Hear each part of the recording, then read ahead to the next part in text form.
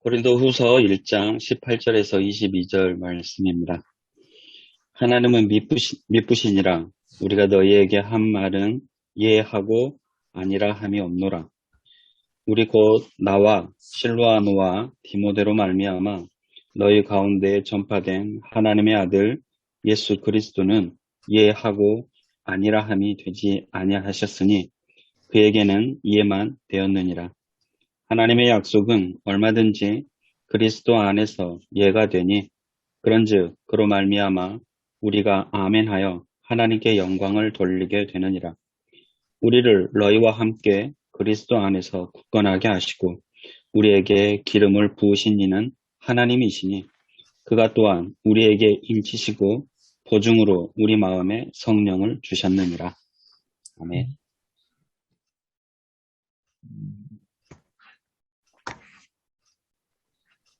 10분 안에 하라는 엄명이 있으셔가지고 제가 짧게 하겠습니다. 고린도 교회 3번을 바울이 방문했고 4번을 편지 썼는데 오늘 본문의 배경은 이제 2번째 방문과 3번째 편지고 사이에 있었다는 거죠. 간다고 해놓고는 이제 변경이 됐는데 편지만 보냈는데 이게 오해가 된 거죠. 에베소에서 봄에 고린도전서를 쓰면서 가을에 고린도 교회를 방문하겠다 이렇게 했는데 이제 중간에 이제 문제들이 생겨서 이제 못 가게 되고 눈물의 편지를 썼는데 거기에 대해서 교회는 바울의 표리부동한 말과 행동이 다르고 말과 생각이 다른 사람이라고 아주 비난을 했습니다. 나는 그런 사람이 아니라고 바울은 아주 강력하게 변호하는 내용입니다. 자신을 변호하는 내용인데 그 변호의 그 기준이라고 해야 될까요? 하나님 예수 그리스도 성령의 신실하심, 삼일체 하나님이 신실하시니까 나도 신실할 수밖에 없다 그 말씀을 하고 있습니다. 같은 내용인데요. 바울의 그 경솔함, 표리부동함에 대해서 성도들이 비난을 한 것에 대해서 이제 복음으로 확장해서 해석을 합니다. 우리가 너희에게 한 말, 그 복음으로까지 확장해서 하나님 예수 그리스도 성령의 보증까지 이야기하면서 자신의 진실을 변호하고 있습니다. 설교 구성에 있어서 첫 번째 이제 사역자의 진실함, 이것을 스스로 이제 변호하고 있는데 하나님이 신실하시고 그 하나님은 예수 그리스도를 통해 구원의 약속을 지키셨고 또 신실하신 하나님은 바울을 사도로 부르시고 그에게 성령을 부어주심으로 구원의 완성을 보증하신다는 말씀으로 결국 삼일체 하나님이 신실하신데 바울이 진실하지 않을 수가 있겠는가 변증을 하고 있습니다. 왜 이렇게 강조했을까? 결국 그 인간의 말을 넘어서서 사도 바울이 선포한 복음의 진실성마저 심각한 타격을 받을 수 있기 때문에 진실해야 한다. 또 구원사역에 방해를 받기 때문에 그 말을 전하는 통로로서 복음 사역자는 진실해야 된다. 말씀하고 있고요. 그럼 한 번 한 말은 반드시 지켜야 하는가? 이런 문제 생길 수 있고요. 또 어떤 말이나 행동을 할 때, 또 계획이 바뀔 때, 또 어떤 일이나 의견에 대해서 찬성하거나 반대할 때, 어떻게 기준을 세워야 하는가? 하나님의 뜻을 기준으로 삼아도 뜻에 대한 이해가 서로 다를 수 있고, 공동체 유익이라는 기준을 세워도 역시 그 유익함에 대한 기준이 서로 상충될 수도 있기 때문에 쉬운 일은 아닌데요. 바울은 여기서 자신이 계획을 변경했던 그 이유를 설명하고 있습니다. 그것은 상대방의 유익, 공동체의 유익을 우선시했기 때문이라는 그 기준을 명백하게 밝히고 있습니다. 너희를 아끼기 때문에 너희를 기쁘게 해주려고 너희를 사랑하기 때문이다. 상대방에게 유익한 기준을 가지고 살아가야 한다. 이렇게 말씀하고 있습니다. 제가 3가지 질문 함께 나누고 싶은데요. 진실하지 않은 사역자는 신실하신 하나님의 사역자로 보기 어렵다. 목회자들이 받는 비판 중에 하나는 진실하지 못하다는 것이다. 그러면 그 진실성을 어떻게 검증하고 담보하는가, 그 방법이나 또 그 진실성을 판단하는 사람들의 핵심 요소들은 또 무엇일까? 우리는 어떻게 진실성을 확보해야 하는가? 첫 번째 질문이고요.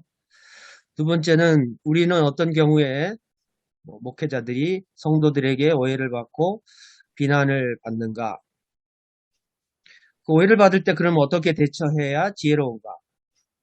근데 귀책 사유가 자기한테 있을 경우는 사실 변명의 여지가 없잖아요. 책임을 져야 되는 부분이 생길 수 있는데 그럼 그걸 어떻게 어디까지 이것을 감당해야 되는 것인가?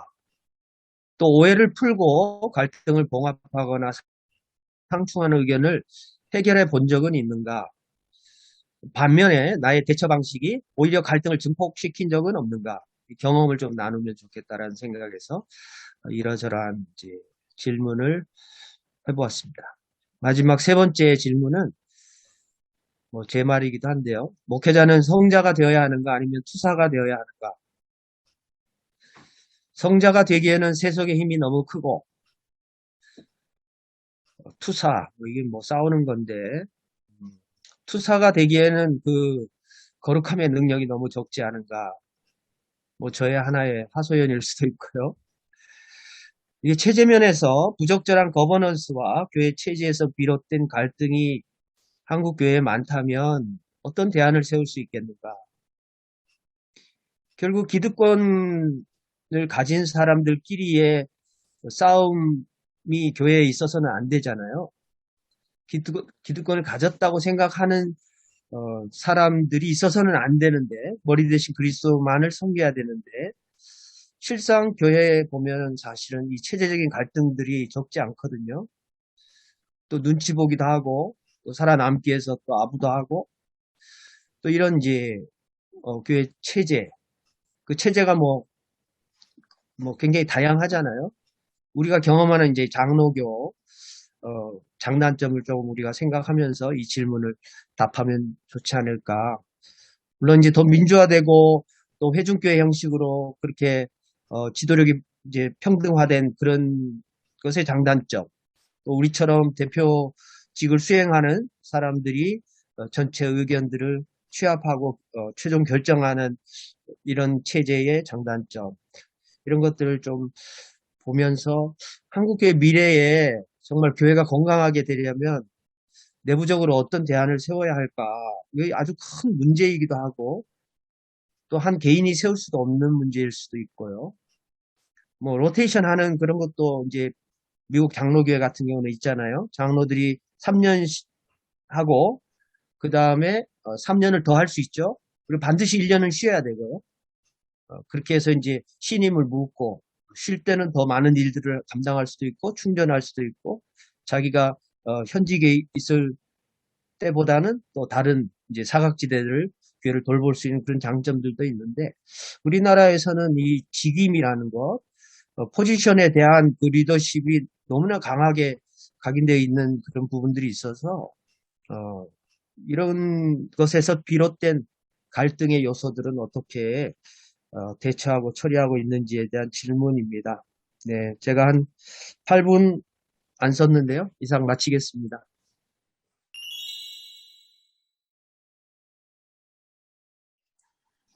먼저 제가 질문을 하나 드리면 오늘 그 성경 본문에 예하고 아니오라는 이야기가 많이 나오지 않습니까?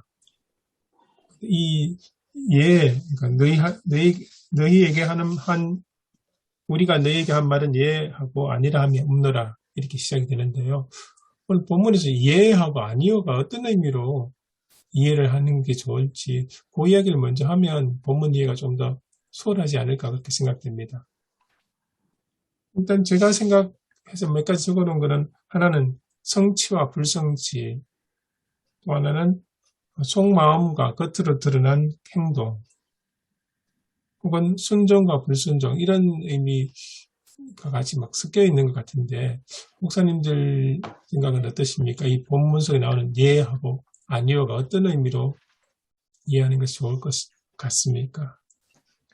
실제로는 이제 사도 바울이 그 17절에 보면 이렇게 계획할 때 어찌 경솔히 하였으리요. 그러니까 자기가 간다고 해놓고 이제 계획이 변경되니까 그 계획을 할 때 예예하면서 아니라 아니라 하는 일이 내게 있겠느냐 이렇게 되어 있으니까요. 그러니까 자기가 얘기할 때 솔직하게 그런 생각을 갖고 있었다. 가기로 했다. 그렇지만 아니요 아니요 한 건 아니다. 나는 진실하다 이야기를 하면서 어, 이제 결국은 가기로 했지만 못 간 거에 대해서는 나름 이제 이유를 설명하고 있는 것 같습니다. 예, 여기서 비롯된 게 이제 삼위일체 하나님과 연관해서 금방 말씀하신 순종과 불순종 이렇게까지 이제 이해할 수 있겠죠. 바울이 왜 그러면 그 변경했는지 그 원인을 조금 더 살펴봐야 되지 않겠습니까?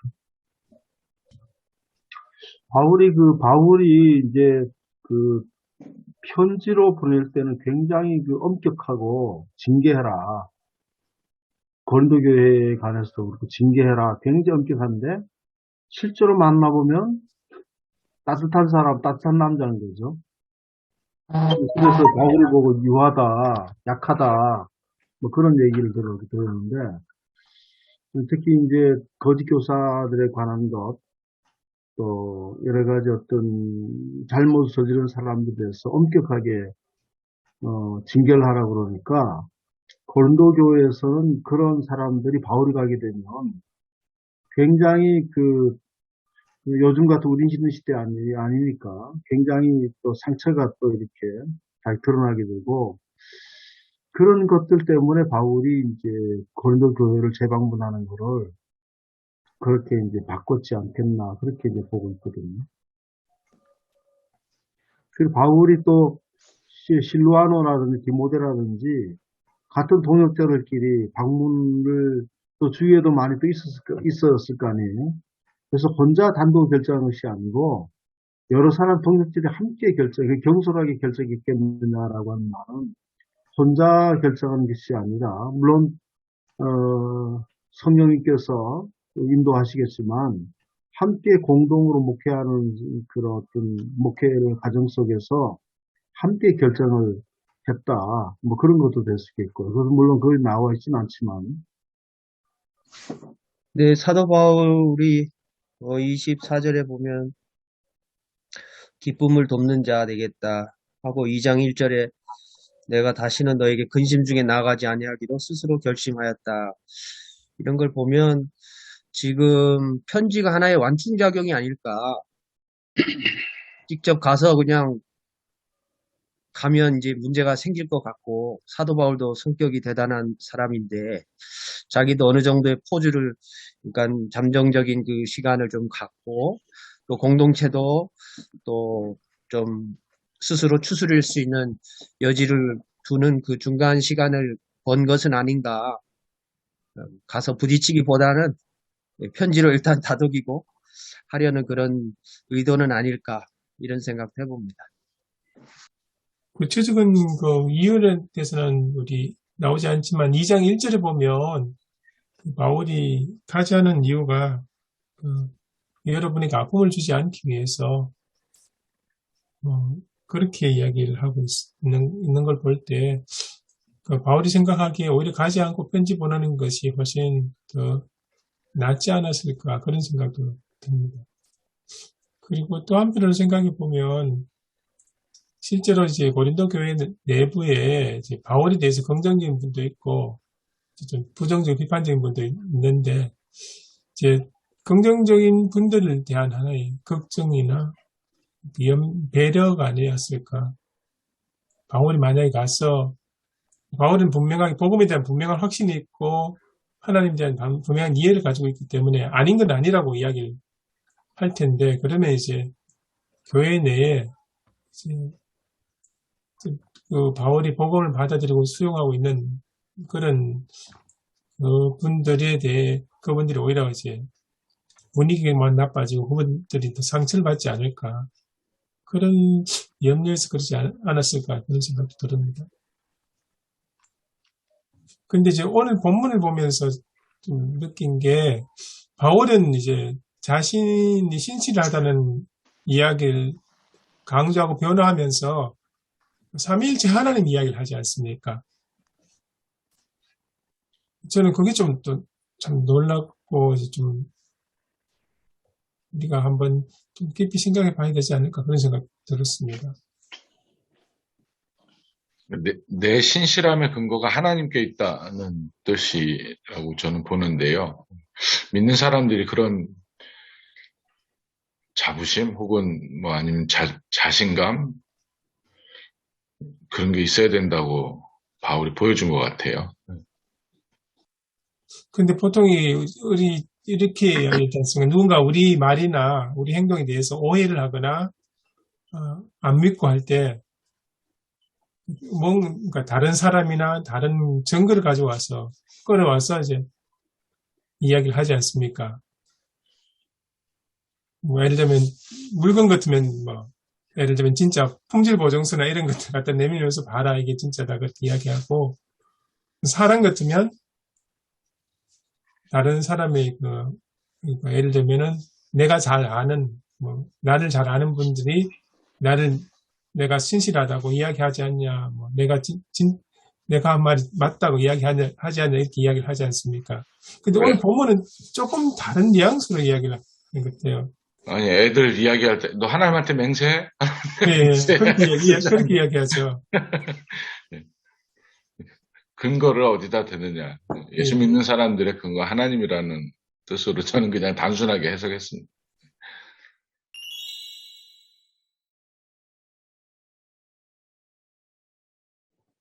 지금 고린도 교회가 오해한 게 뭘 오해한 겁니까?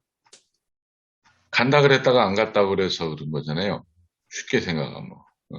간다 그랬다고 했는데 안 가갖고 네네. 방문한다고 했는데. 바울의 진실성을 오해했다 그거죠? 네네. 2장에 보면 2장을 우리 읽어봐야 연결될 것 같습니다. 2장을 읽어보면 근심하게 한 사람이 있었다는 거죠. 근심하게 한 사람도 있었고, 그 다음에 이제 그들을 용서해라. 그렇게 이제 그 당시 징계가 굉장히 엄격하게 행해졌다고 보거든요. 바울의 어떤 그 요청에 따라서 교회 징계가 굉장히 엄격하게, 특히 고린도 교회가 굉장히 분란이라든지, 특히 이제 어떤 특히 윤리적인 문제들, 이런 문제들이 있었기 때문에 강력하게 징계를 하는 거를 이제 그렇게 했는데, 그 때문에 징계받은 사람들이 바울이 가게 되면 굉장히 이제 긴장할 뿐만 아니라 굉장히 여러 가지로 마음의 압박을 받거나 또 그런 어떤 것이기 때문에 그거를 충분히 고려해서 방문하지 않기로 했다고 하는 것이 아마 그 원인 중에 하나일 주된 원인인 것 같습니다. 그래서 이제 2장 보면 잘못한 사람을 용서해라라는 말을 계속하고 있거든. 위로해라, 뭐 그다음 그들 용서해라. 혹시 그들을 그냥 너무 엄격하게 하면 사탄의 술책이 넘어갈 수도 있다. 너무 너무 그들을 멀리한다든지 뭐 그렇게 되면 그렇게 얘기를 하면서 좀 그들 위로하고 용서해라 뭐 그렇게 얘기를 하고 있는 것도 같은 맥락에 볼 수 있겠습니다. 그러니까 최 목사님 말씀은 바울이 고린도 교회로 가려고 했다가 안 간 이유는 내가 가는 게 별로 덕이 되지 않고 오히려 고린도 교회 혼란을 초래할 수 있기 때문에 안 갔다라는 그런 의미인가요? 예, 그렇죠. 그래서 뒤에 보면은 오늘 본문의 말씀이 그 본문 말씀을 이제 뒷부분을 그 23절과 이게 22절에서 우리가 끝나잖아요. 본문이 22절에서 끝나죠. 지금 예.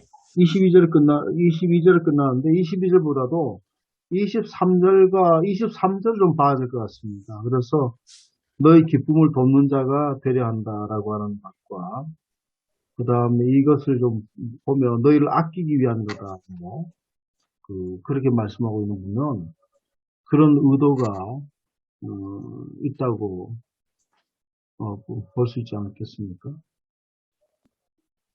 사도 바울이 간다 그랬다가 못 갔으면, 온다 그랬다가 못 왔으면 사실 좀 염려도 하고 걱정도 하고 그게 사람 도리 아닌가요? 그런 거 없이 그냥 비난하고 비판하고 진실하지 않느니 뭐 사기를 치느니 오해를 하고 그것보다 더 중요한 것은 하나님 편에서 우리가 예라고 할 수 있는 그 하나님 신뢰하는 것 그리고 사람에 대해서는 아닌 것이 되고 말았는데 어떻게 보면 그러니까 무엇보다도 하나님께 대해서 이해할 수 있는 그것 때문에 이제 안 갔다고 저는 이야기를 들었거든요. 그러니까 어떤 분들은 뭐 에베소에서 그때 아담이 막 소동이 일어나고 폭동이 일어나고 그래서 못 갔다는 이야기도 또 주석에서 보니까 하신 분도 있는데 사실은 좀 걱정을 해야지 사람이 못 왔으면 거기에 대해서 그냥 신경질 나서 얘기한 거 아닌가 싶습니다. 바울이. 큰 문제는 아니잖아요, 사실. 간다 그랬다가 못 간 게. 그러니까 기본적으로 바울이 이야기하는 거는 고린도 교회가 가지고 있는 사람에 대한 이해 부족 혹은 사랑 없음, 무조건 오해하고 판단하는 것, 이런 것에 대한 것을 이야기하면서 예수님이 늘 하나님 앞에 순종하고 신뢰, 신실함을 가졌던 것처럼 당신들도 좀 사람이나 하나님에 대한 신실함, 그래서 하나님에게까지 연결해서 그 신실함을 이야기하고 있지 않을까. 무슨 말인지 저도 잘 모르겠지만. 근데 우리가 이제 어떻게 보면 제3자 입장에서, 네. 바울 얘기도 들어보고, 고린도 사람 얘기도 들어봐야 되는데, 지금 고린도 교회는 뭐 어떤 마음으로 오해했는지, 그런 말은 어디 있나요? 그런 건 없는 것 같아요. 네. 고린도 교회 사람들 얘기를 들어봐야 좀 잘잘못을 가릴 수 있지 않을까. 김정기 목사 말대로 네. 고린도 교회에서도 바울을 걱정하는 마음으로 왜 안 왔는지 그런 마음도 있었을 수도 있잖아요. 우리 한 가지 이해가 안 되는 거는 요한복음 7장에서 예수님께서 그 형제들이와 찾아가지고 이렇게 숨어서 묻혀서 일하는 사람이 없다. 7장에 보면 그러니까 이제 예루살렘 올라가서 드러내라 그렇게 하잖아요. 그런데 이제 예수님께서 이번에 명절에 올라가지 않겠다 그렇게 말씀하셨거든요. 그래도 올라가셨단 말이에요. 그러니까 예수님이 왜 그렇게 올라가지 않겠다 그러고 내 때가 아직 안 돼서 올라가지 않겠다 그러고 또 그러셨을까? 올라가셨을까? 이게 상당히 좀 궁금했습니다. 예수님 어떻게 그렇게 시건한 거 아니겠습니까? 그렇게 하셨는가? 같은 의미와 맥락으로 우리가 해석해 주겠나? 어떻게 봅니까? 그러니까 바울이 하나님께 대해서 나는 이해했다라는 말을 하면서 자기를 변론하는 거잖아요. 어떻게 보면 오늘 말씀이 제가 제대로 이해했다면 그런 것 같은데 맞나요? 네. 그러면 아마 사람 보지 않고 나는 하나님 편에서 뭐든지 너희들에게 복음 전하는 것도 내 생명 다해서 했고 여러분들에게 그리고 지금 이 상황들도 나는 하나님께 대해서 이해하는 삶을 사는 것 때문에 가지 못했다라고 변명하는 것도 된다고 보거든요. 그러니까 하나님 편에서 우리가 늘 이해하고 사는 것 사람 편에서 아니요 혹은 이해를 결정하기보다는 하나님 중심으로 결정했으니까 좀 이해해달라 그런 뜻으로 생각한다면 어떨까요? 저는 이 편지를 쓸 때 상황이 네. 지금 이제 바울이 고린도 교회로 가기로 했다가 안 가게 됐는데 그 오지 않은 거에 대해서 고린도 교회가 어떤 반응을 보였고 그래서 거기에 대해서 바울이 그 오해를 풀려고 썼는지 아니면 지금 이제 가기로 했다가 안 가게 됐는데 안 가는 대신 편지를 보내는 건지 그거 어떻게 봐야 돼요? 비슷한 거 아닌가요? 다르죠. 그러니까 아직 고린도 교회는 바울이 오지 않은 것에 대해서 아직 그 반응이 생기기 전에 편지를 먼저 보낸 건지, 바울이 가는 대신 편지를 보낸 건지, 아니면 안 간 것에 대해서 고린도 교회가 막 화가 나갖고 바울을 막 의심하고 오해하고 그 얘기가 들려오니까 비로소 편지를 보냈는지, 요거 좀 다르잖아요. 바울이 무조건 싫은 겁니다. 보니까. 음. 어떤 분, 사람 싫으면요, 뭐, 다 싫은 거예요. 어떤 분이 그 설교하러 올라갔는데, 새벽 기도 때 성경책을 이렇게 넘기는 소리가 싫다는 장로님을 봤거든요, 제가. 사람 싫으면 뭐든지 다 싫고, 사람 좋으면 뭐 안 가면 어떠고, 뭐 못 가면 어때요. 사람에 대한 기본적인 신뢰가 없어요. 고린도 사람들이. 저는 그런 것 같아요. 안 갔던 못 갔던 뭐 그게 중요한 게 아닌 것 같습니다. 제 생각에. 네. 근데 이게 우리가 오해받을 때 나를 다스리고 하나님의 이야기로 해석하는 경우가 거의 없는 것 같아요. 근데 저는 바울의 위대함이 거기 있다고 생각합니다. 그런데 그 자기의 신실성을 변호하기 위해서 하나님의 신실성을 끌고 와서 그걸 근거로 되는 게 조금 위험할 수도 있지 않을까요? 그만큼 당당하다는 거죠. 나는 하나님 신실하심 따라서 나도 신실하게 산다는 말을 할 수 있는 사람이 얼마나 있겠습니까? 믿는 사람들이 저는 그런 삶이 돼야 된다고 생각하거든요. 정말로. 그러니까 내가 신실하신 하나님을 믿는 사람인데, 네. 내가 그렇게 겉다르고 속다른 일을 하겠느냐, 그 얘기죠. 그렇죠. 네. 네.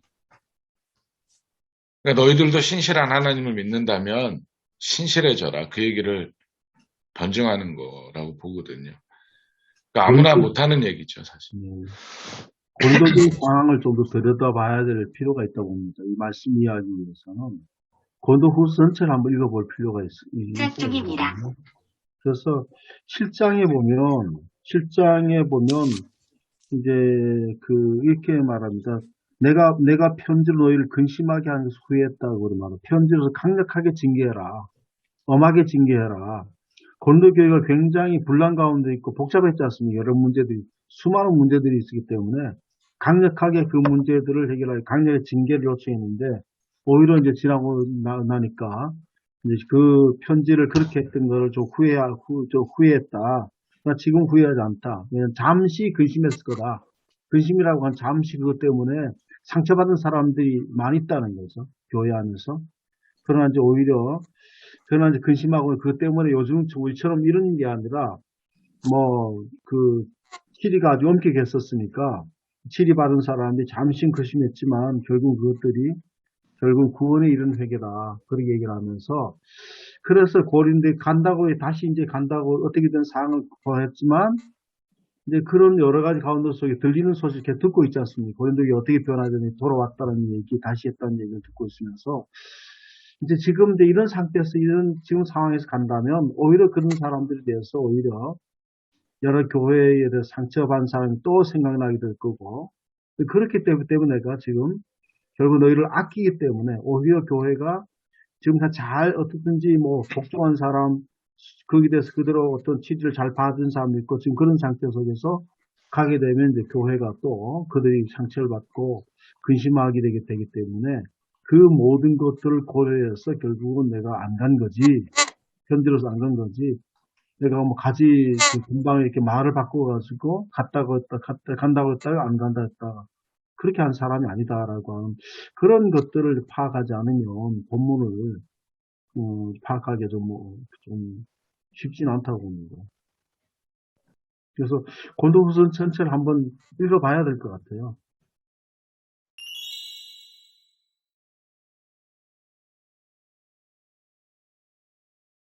근데 이제 고린도후서 그 10장에 보면 이제 그런 말이 있잖아요. 고린도 교회 사람들 중에 바울에 대해서 말이 너무 시원치 않다. 바울은 글은 아주 잘 쓰는데 말은 시원치 않다 이렇게 생각하는 사람들이 있다라고 할 때 바울의 생각에 이 분란이 많은 고린도 교회에 자기가 가서 말로 이렇게 얘기하는 것보다는 글로 정리해서 보내는 게 더 낫다 싶겠다라는 그런 마음이 있지 않나 생각이 듭니다. 덜 근심하게 하려고. 네. 네. 아볼로는 말을 잘했다 그러잖아요. 아볼로는 말을 엄청 잘했는데, 예, 생긴 것도 잘생기고. 예, 그렇다 그러더라고요. 근데 바울은 이 모양새가 좀 딸리고 말도 잘 못하고.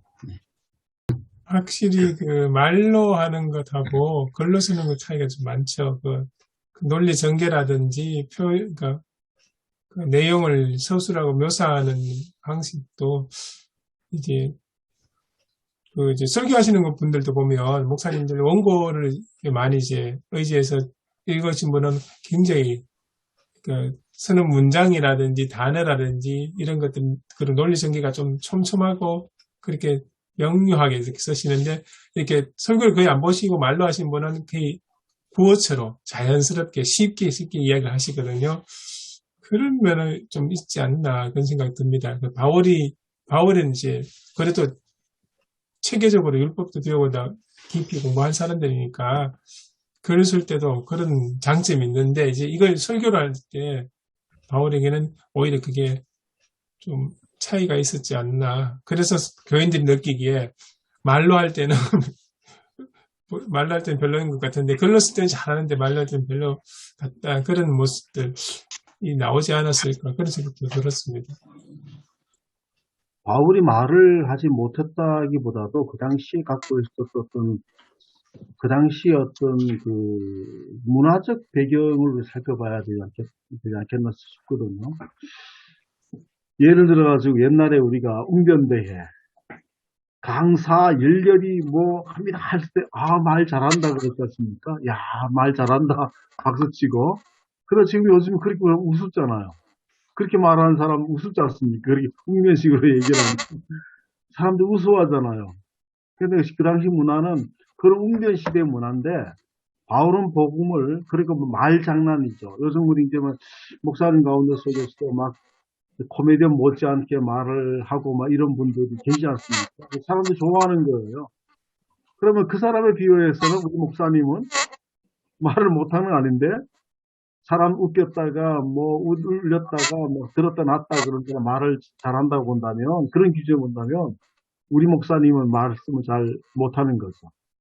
바울은 복음 자체 순수하게 전하기 때문에 그 당시에 말 잘하는 거, 화려한 언변, 뭐 그냥 수다하게서 나온 그런 언변하고는 다르잖아요. 말하는 방식의 차이지 지금 바울이 말을 그냥 잘하지 못했다라고 하는 그런 것들은 좀 그런 차이가 있다고 이렇게 볼 수 있겠습니다. 말 잘하면 또 말만 잘한다 그래요. 근데 이제 예수님처럼 오해 많이 받으신 분이 없잖아요, 사실은. 오늘 말씀은 초점을 저 예수님한테 둬야 된다고 생각하는데, 이해하시고 순종하시고, 뭐, 당신을 향해서 대적하는 사람들, 또 십자가에 못 박는 사람들 보시면서 하나님을 바라봤으니까, 저는 예수님이 가지셨던 그 순종하시는 예의 삶의 모습이 오해 가운데서도 있어야 될 모습 아닌가. 그걸 얘기하려고 바울이 그러지 않았을까요? 바울 스스로도 만일 가게 되면 똑같은 감정의 상황 속에 들어서 자기도 격해질 수 있다는 거죠. 교인들만이 아니고 네. 자기도 막 그런 상황 격해지고 막 그냥 그렇게 똑같이 될 수 있으니까 자기 자신을 위해서도 그렇고 교인들을 위해서도 그렇고 그런 마음 여러 가지 상황들 고려해서 아마 그런 결정이었을 수도 있다고 생각합니다.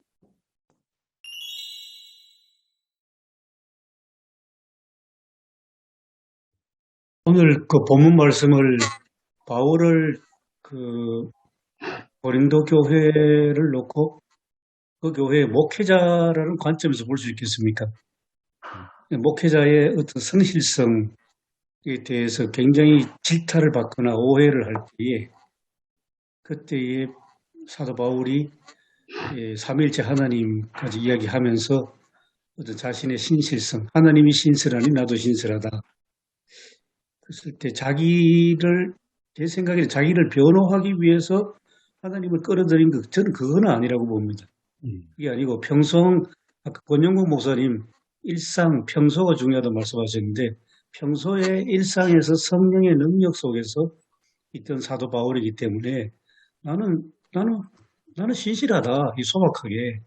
그런 자세가 아닐까 생각되고, 또 하나는 아까 김성곤 목사님 발제하실 때 역시 오늘날 한국교회의 어떤 치리 질서 문제가 굉장히 중요한데, 이게 지금 거버넌스, 요즘 뭐 기업체 ESG에서 G가 거버넌스인데, 이 거버넌스라는 그 단어와 내용을 가지고 한국교회의 치리 질서를 어떻게 새 시대에 새롭게 잘 어떤 새로 조정할 거냐. 소위 우리는 칼빈의 전통에서 있기 때문에 교회의 자율성, 독립성, 요즘 세습 또 재판 판결 나오는 거 보니까 영성교회 측은 교회, 개교회 자유를 막 주장을 했는데 판결은 그래, 개교회 자율성 충분히 인정한다. 그렇지만 그 자유는 총회라는 공동체성 안에서 자유가 있어야 되고,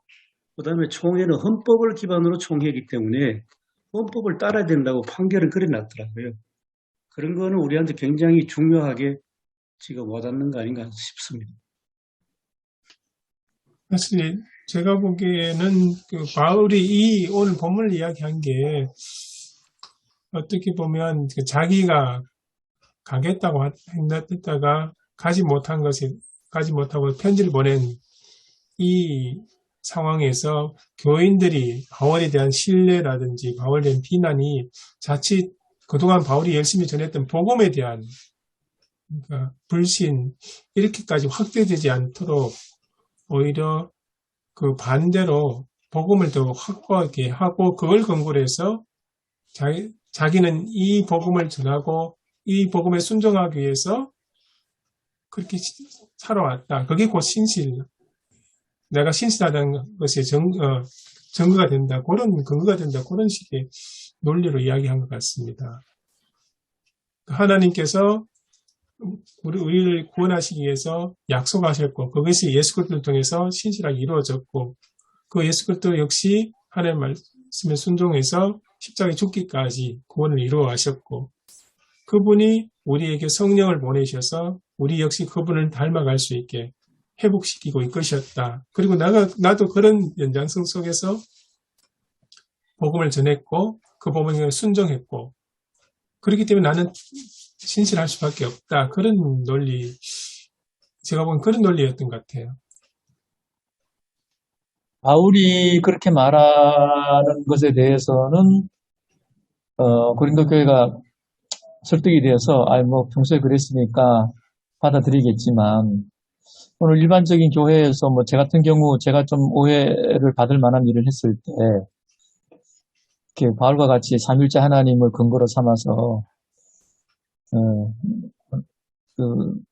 내가 신실하다 이러면은 나는 그렇게 진심으로 얘기를 했는데 그 교인들이 그거를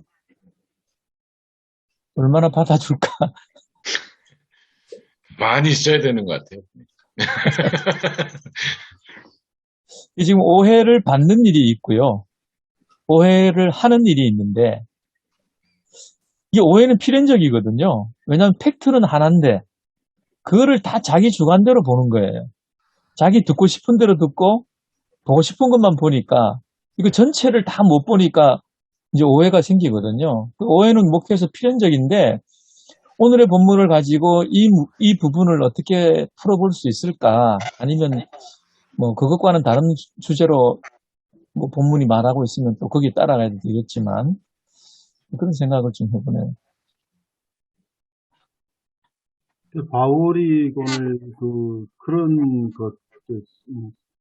바울은 결국은 이제 자기 자신을 변호하는 것이 아니라 자기 자신이 뭐 옳다 그러다가 변호하는 것이 아니고 자기 자신이 하나님께 신실했다. 자기가 지금 신실하게 사역하고 있다. 그러니까 여러분도 내가 신실하고 안 신실하고 중요한 게 아니고 여러분도 하나님께 신실해라. 그러니까 바울이 중간에 있지만 예수 그리스도와 하나님과 그들을 연결시켜 주는 거죠. 하나님께 신실해라. 그러니까 그런 것들을 좀 이야기하고 또 본다면 정말 여러분이 진짜 신실하면 하나님께 온전하게 신실하게 되면 결국은 나의 신실함을 알게 될 거다. 나의 신실함을 여러분이 알게 될 거다. 내가 왜 이런 결정을 했는지 여러분이 알게 될 거다. 라고 그렇게 이제 말했다고 볼 수가 있겠고요. 그래서 성도들이 지금 고린도 교회가 정말 신실한 교회가 더 성숙한 교회라면 바울이 그렇게 했었던 걸 충분히 이해할 수 있지만 지금은 고린도 교회 그런 상황이 아니고 그것은 이제 겨우 깔아앉아 있는 상황이기 때문에 오히려 이런 상황 속에서 이제 오해하는 사람, 바울을 또 믿는 사람, 이런 사람 생겨서 날 수 있다고 보거든요.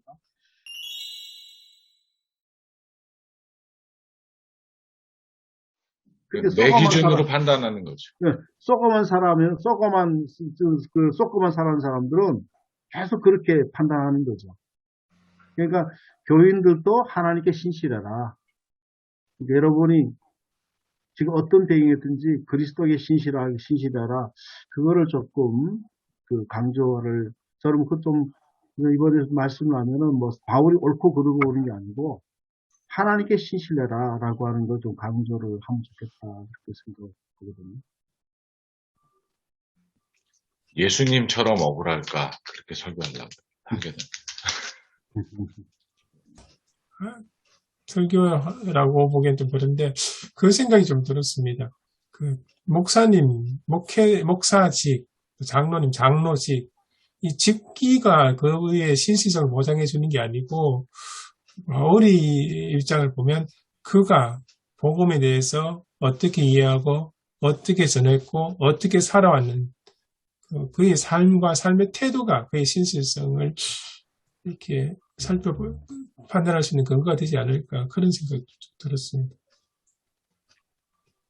어쨌거나 지도자가 오히려 더 조심해야 되고 어떻게 보면 오해받을 짓을 하지 말아야 되지 않, 옳고 그름을 떠나서 오해받을 일을 하지 말아야 되는 게 더 바람직한 자세가 아닌가. 하나님이 모세를 아주 엄격하게 다루셨잖아요. 모세가 사실 실수가 그게 큰 실수, 있을 수 있는 실수인데, 가나안 땅에 못 들어가게 한 걸 보면, 그 지도자의 어떤 실수, 오해받을 짓, 이런 건 더 우리가 엄격하게 봐야 되지 않을까. 네, 너무 바울 입장에서, 내 마음은 그렇지 않으니 너희 오해하지 말아라. 이건 좀 무책임하지 않을까 이런 생각도 듭니다.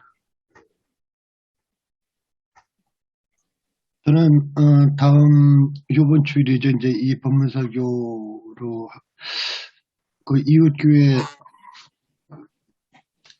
연임청원 때문에 요즘 오후 예배 안 드리고 그러니까 이제 11시 예배를 드려야 된대요. 그래서 가서 설교할 때 그냥 이 법문을 할 거거든요.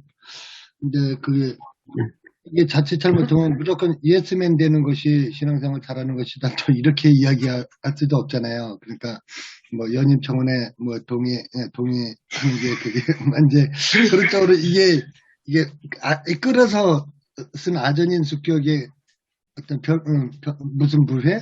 병강부회? 뭐라 그럽니까? 예. 그런 설교는 또 그렇잖아요. 그래서 공교롭게 또 이 본문이 얘가 좋다, 아니오는 저기다, 이런 식으로 지금 본문이 비춰져서 혹시라도 또 거기서 받는 쪽에서, 이거 일부러 이런 본문 빼갖고 근데 저는 어디 가서 어떤 경우에 설교해도 그냥 그 주에 그냥 그 본문 우리 예배 강단 이거 갖고 그냥 늘 하는 거거든요.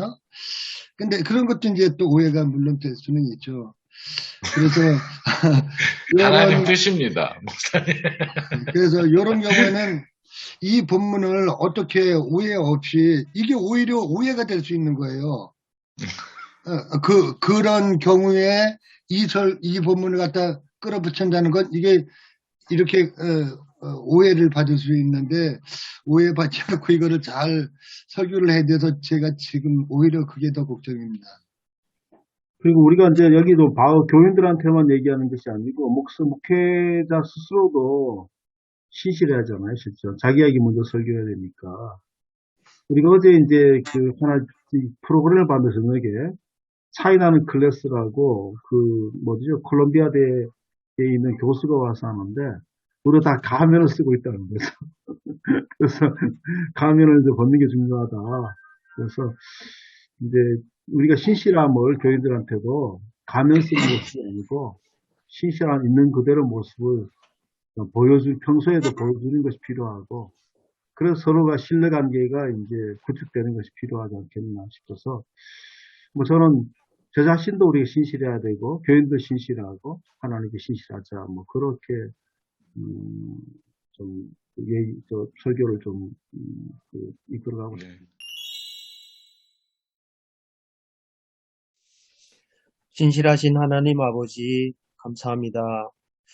저희들 신실하지 못함에도 또 저희들 하나님의 신실하신 가운데 불러주셨고, 또 저희들의 원한 모습들 다듬어 주셔서 또 말씀의 사역자로 사용하고 계시니 하나님의 신실함을 찬양합니다.